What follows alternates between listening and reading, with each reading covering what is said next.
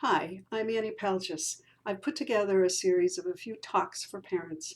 This one is about making mistakes and that everybody makes them. Over the past several years, many of us have been seeing more and more children who are worried and anxious, and now in 2020, even more, as families are trying to cope in this time of the COVID-19 pandemic. Over the past decade or two, there has been a well-documented rise in anxiety in children and adolescents. One of the things that has contributed to some of this increase in worry relates to children being afraid to fail. Pressures on children to accomplish and succeed academically, on tests, in sports, in the arts, and in any number of other areas have skyrocketed. And the expectations of families, of schools, and even of children themselves have continued to rise. Childhood shouldn't be this stressful. Lots of us get worried about making mistakes or failing. Most of us have been taught by our families or our culture that mistakes are bad, that you shouldn't make mistakes, that making mistakes means that you are stupid, bad, inadequate, or a failure. People don't like to feel wrong or inadequate or disapproved of. Another thing many of us have been taught by the larger American culture, if not directly in our families, is that if you do make a mistake, don't let anyone find out about it. And if they do find out, make excuses. These notions make no sense in the real world of human beings who aren't perfect. But many of us tend to think this way because we were socialized to think this way. These ways of thinking, these past learnings about mistakes, are damaging to self-esteem and invite discouragement and depression. When someone believes this way about mistakes, it makes it difficult for her to learn and grow. These notions prevent people from taking reasonable risks, being curious, experimenting, thinking outside the box, being creative. A whole lot of us sometimes feel insecure and worry about being judged by others, children and grown-ups. We don't want to be seen failing in some way. We don't like being compared to others or feeling we need to compete and to excel to be okay. Some children respond to these feelings of insecurity and fear of failure by shutting down or just not doing anything.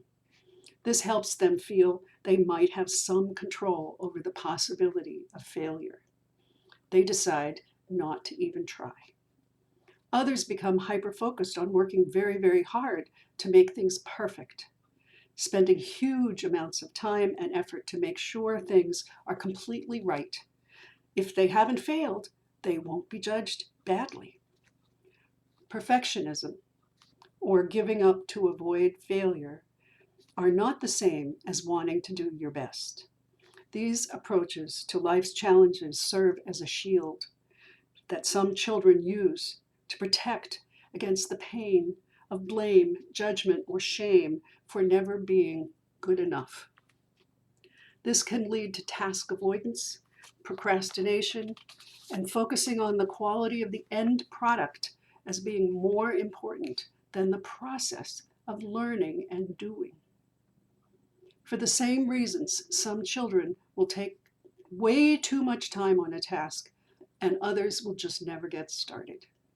When children are experiencing these fear-based feelings, parents can help a great deal, and in several important ways which this talk will explore. Children need to hear that everyone in the entire world makes mistakes as long as they are alive. So why not make them an opportunity to learn instead of feeling inadequate or wrong? We can help children understand that mistakes are an important way we learn, and that rather than worrying about them, recognize and acknowledge them when they happen and figure out what to do differently next time. The more a child learns the skills for handling mistakes, the less fearful they will become, and the more likely they will be to take reasonable risks, to take on new challenges, and to develop confidence. Some parents and teachers inadvertently make things worse for children who tend to be very worried about mistakes or failing. We may place too much emphasis on being good when we are trying to support our children. Too much praise and too much emphasis on good and right and smart and winning can be very dangerous. When children get praised often for being good, they may gradually become unable to handle the slightest mistake without feeling like a complete failure or a bad person. They learn to believe that they are worthwhile and loved only when they are good or totally successful at something. As parents and teachers, we need to avoid saying good boy, good girl, bad boy, bad girl, and other phrases that label the child as being okay or not okay. We need to separate what the child does from who the child is. A bad or mistaken action or behavior does not make a child bad. Ross Greene, a well-known expert in children's behavior and social and emotional learning, uses the mantra, "Children do well if they can." Kids shouldn't get in big trouble for making mistakes. They should be given help and taught. Rather than punishment or criticism, children need understanding and support if they aren't doing well. They need help to problem solve and to figure out how to fix the mistake while also being told every day that they are okay and loved with no strings attached. Certainly, there are times when we want to let a child know we're proud of them and they've done really well at something. When we do feel it's helpful and important to praise a child, we need to be sure to focus on the effort the child has made and to be very, very specific about what the child actually did to warrant the praise. It's important to avoid judgment-heavy language like brilliant, awesome, perfect, genius. Those extreme descriptors set a super high standard that no child can meet all the time. And this type of overpraising will actually increase the child's anxiety. They'll wonder, what if I can't do this well every time? Will they still care about me and pay attention to me? It's also important to support and not judge children who are expressing powerful feelings such as frustration, anger, fear, despair through some very challenging behaviors. It may not look pretty and it may be upsetting to see, but parents need to stay calm and focused and try to listen carefully and help children cope with their powerful feelings, even when they are expressed in ways you don't like. It's so much better when you can provide an empathic and caring response at these times.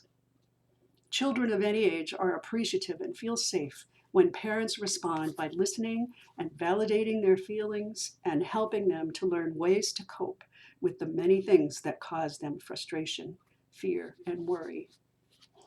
In addition to providing unconditional love, caring, and respect for children, and teaching about mistakes being okay, we need to be careful to avoid making comparisons and setting up competition within the family or with peers. Comparisons and emphasis on competition and winning and being the best places excessively high demands on everyone to perform and behave and succeed like good children do. These actually harm family relationships and a child's sense of self-worth. When parents make mistakes, which we all do, we need to let our children know about it. Be upfront and totally honest about the mistakes you make. By being a model, by admitting our own mistakes, we can help our children to learn something about forgiveness and also how to problem solve about the outcome of the mistake. We can help children be more comfortable with mistakes as a normal, natural part of everybody's life. People who fear making mistakes will sometimes try to hide them from others or deny them. This is very isolating. You can't fix a mistake that is hidden or denied. You can't learn from a hidden mistake. Hiding or intensely trying to avoid mistakes makes one become rigid and even more fearful. So here are a few more strategies that you can use to help everyone in your family to be okay with making mistakes. Shift the mindset from I can't make any mistakes or be wrong or fail ever to I did a good enough job. I worked hard, but I didn't quite get it right. I can try again. I messed up, but I learned so much when I figured out how to do it differently next time. Teach children positive self-talk. They can be their own cheerleaders and challenge their own negative self-judgments. This all doesn't mean that we don't strive to improve and get better at the things we are doing and working on. Of course, we want children to have interest and motivation to keep growing and learning new things. It's when the emphasis on excelling becomes too great, outweighing the doing of something and the learning. You can help children to realize that they hurt themselves and others around them by buying into the myth of perfection. Yes, it's a myth. Perfection doesn't exist in human beings. Help them to accept that they are human with flaws and weaknesses and that we are all works in progress. Help them to set realistic standards for themselves and to learn to compare themselves with themselves, not with others, like many athletes do, asking, did I do a little better this time? Was this my personal best? Setbacks and failures are going to happen. They offer the opportunity to reflect, learn, and adjust. A parent's job is to reassure, encourage, and work to avoid indirect or direct criticism, blame, or punishment when a child experiences failure or disappointment. Couple other tips. Help children to set realistic goals, to break what may feel like overwhelming tasks into small, doable steps. Teach them to focus on one activity at a time. Multitasking is way overrated. So here's the job for parents. Love, relax, model, support, and teach. Love. Provide unconditional caring and respect. Let them know, even when they fail, they are loved. Relax. Provide a calm, uncluttered, and structured home, and promote relaxation techniques such as listening to soothing music, counting, taking deep breaths, doing yoga, walking, reading, or whatever feels calming. Model. Admit your own mistakes. Model perseverance in the face of things that are hard or challenging, and show forgiveness every day. Examine your own competitiveness, and if necessary, decrease your emphasis on winning. Demonstrate constructive coping skills when facing your own disappointments, failures, or discouragement. Support. Avoid comparing children. Acknowledge strong emotions. Create opportunities for success in small ways that build confidence. Practice saying kind comments to others. If a child doesn't do as well as he hoped, comfort him. Teach. Help children understand that it's impossible to complete every task without making mistakes. Help children understand there is a difference between perfection and good quality work and effort. Help them set realistic standards. Help them prioritize tasks, projects, and assignments, and break things down into small, manageable parts. Teach them to revise, start again, and learn from errors. For procrastinators, teach them to change their goal from perfection to just getting it done.